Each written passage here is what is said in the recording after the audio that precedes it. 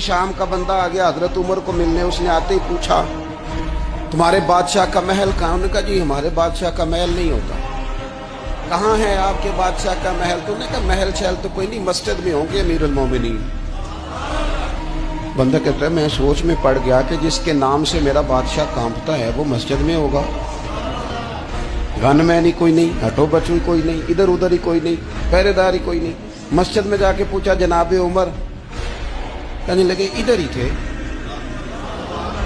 किधर है भाई हजरत? वो किधर है? इधर ही थे। कहने लगा मैं हैरान हो गया, ये बादशाह की बात हो रही है।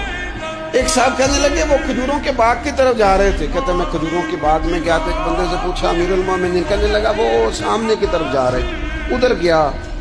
एक बंदे से पूछा कहाँ है वो शख्स, इसकी 24 लाख मुरब्बा मील पे हुकूमत है।